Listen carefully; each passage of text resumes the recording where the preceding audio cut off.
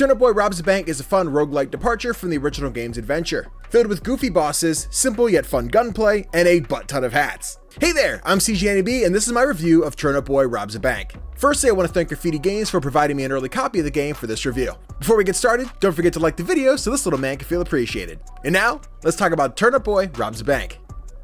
After the insane outing of the first game, Turnip Boy commits tax evasion. Turnip Boy is cooling things down a little bit by going from fighting literal gods to simply stealing money and other valuables from a huge bank the size of a department store.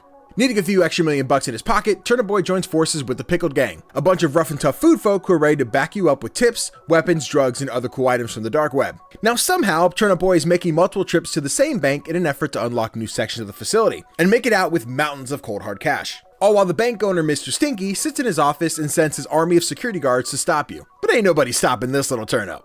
The beginning of each run in Turnip Boy Robs a Bank starts with you setting up your loadout. Off the rip, you'll only have a few options, mainly a melee weapon and a simple pistol. But the further you progress, you'll unlock new weapons by stealing them from the guards in the bank and dismantling them into new weapons for your permanent arsenal.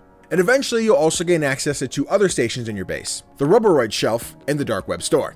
First, the Roboroids are permanent upgrades for Turnip Boy, increasing your max health, weapon damage, and a few other features. You can also upgrade the size of your money bag, how far your dodge roll will extend, and you can even buy a really cool hat. Now the other station is the Dark Web. This station features a bunch of items that you'll often need to complete side quests with account holders, or items that you need to progress further into the deeper sections of the bank, such as a lantern to light up the darker areas of the bank, or the food folk separator for, well, I'll let you figure that one out for yourself. There's a few other things you can do in your home base, like store weapons or talk to an angry looking pickle. Otherwise, most of your fun will take place inside the Botanical Bank. Once you've crashed through the bank walls, a countdown clock kicks in, giving you only a few minutes to smash and grab as much money from members as you possibly can, before reinforcements are called and they try to take you out. So, you can either bail by jumping back into the Pickle Gang's van and taking off, or continue to battle your way through hordes of SWAT agents. Just don't stick around too long, otherwise the bank owner Stinky will start to fill the building with poisonous gas, dealing damage over time and making it harder to escape. There are definitely a handful of times where I wanted to explore just a little bit more and then was unable to find the exit of the building, so unfortunately, my little turnip didn't make it out alive. Turnip Boy is a roguelite in the way that some of the rooms will be randomly generated. There are 9 major rooms that will always remain consistent for each run that you make, so you'll always be able to find which one of those rooms you want to go to at any given time. However, there are these elevators that'll spawn in random rooms for you to explore in the bank. The elevators are always in the same spot, but are never guaranteed to give you the same destination. Some of these rooms will give you secret bosses, while other rooms will provide you with helpful NPCs with side quests that'll reward you with, oh look, a bunch of cool hats. When you rob the various bank goers or break into vaults, you accumulate more and more money.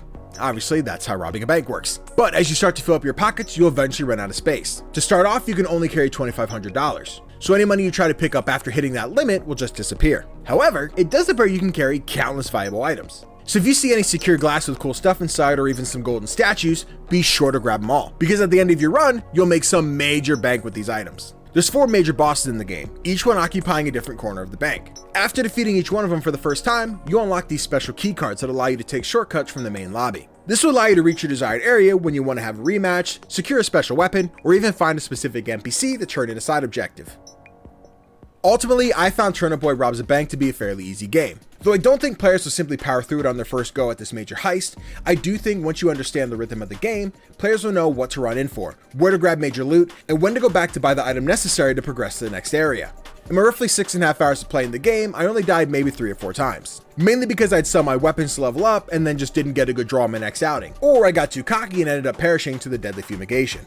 I think the game does a good job of allowing players to explore the bank how they see fit, but that lingering countdown clock in the back of your brain makes you remember that you gotta get in and out as soon as possible. Thankfully, the base works as more than just a place to pick up items. It's a place for the player to regroup, organize their thoughts, and prepare for what's ahead, rather than simply running headfirst back in to attempt the big score. Some areas will be more difficult to complete or even impossible to enter without getting access to those dark web collection of items. So the ideal way of playing is to take those short breaks after completing a run, to go back in with the proper equipment and to show the snail guards that you aren't messing around. I could see players who are wishing for a more challenging experience not getting fully invested in Turnip Boy. It doesn't offer much in terms of difficulty. However, if you want a charming and goofy twin stick shooter experience, especially at only a $15 entry fee, I can't recommend Turnip Boy Robs a Bank enough. So, if you want to check out Turnip Boy Robs a Bank for yourself, it releases today, January 18th on Steam, Epic Game Store, Switch, and Xbox. And if you happen to be one of those amazing Xbox Game Pass subscribers, you can play it on there as well. Thank you so much for watching this review. Let me know if you plan on picking up Turnip Boy Robs a Bank, and if so, what platform are you playing on? And if you do plan to pick it up in the Epic Game Store, don't forget to use code CGDannyB at checkout. Thanks. And if you haven't already, don't forget to hit that like button so more people can hear about Turnip Boy, and be sure to subscribe for more indie gaming content.